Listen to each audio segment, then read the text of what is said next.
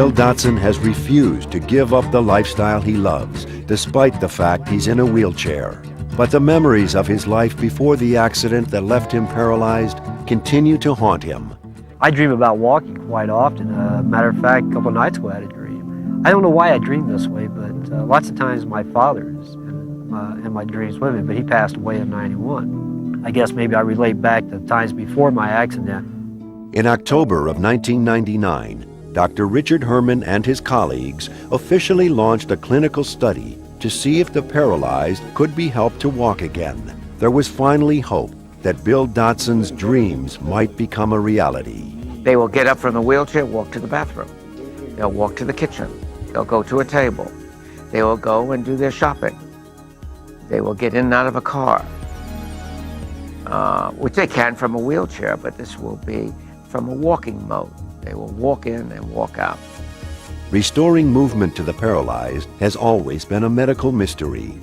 To attempt this remarkable achievement, the first phase of the study would involve rigorous training using a rehabilitation technique called partial weight-bearing therapy. This is a training program taking advantage of the ability of the spinal cord to process information from the leg and to organize a locomotion rhythm that is learned. And we believe that in the spinal cord has the ability, the capacity to change and to learn new movements all over again.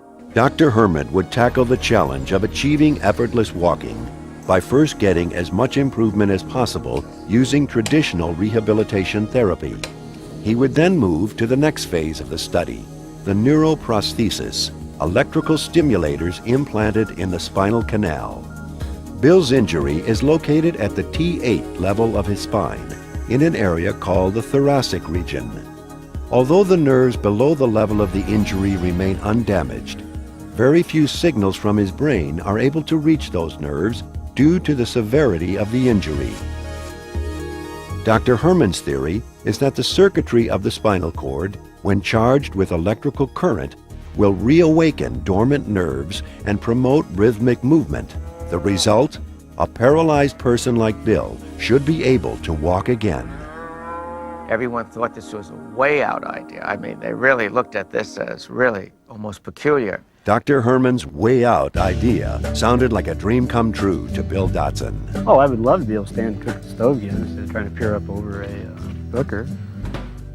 Just getting out of bed and walking to the bathroom instead of having to climb into a chair, go to the bathroom, jump off of a chair. That gets very frustrating. Just every day. Anything that has to do with everyday living. For the first time since his accident, Bill Dotson had something tangible to hang his hopes on. I'm a firm believer in there's going to be a cure for spinal cord injury. And I've seen so many people in wheelchairs that have gotten, they've gotten themselves in that position and they don't take care of themselves.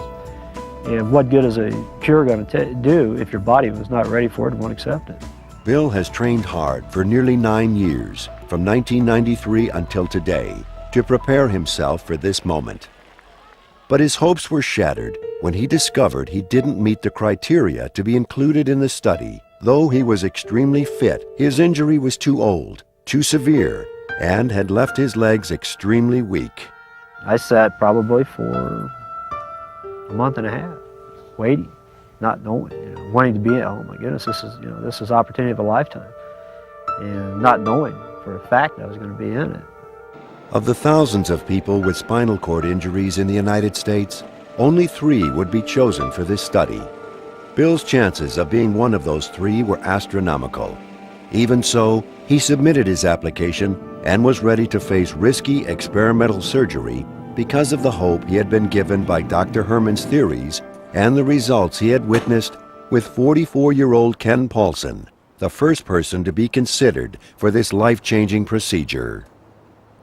I don't know why he chose me. I was just as surprised as anybody why he chose me.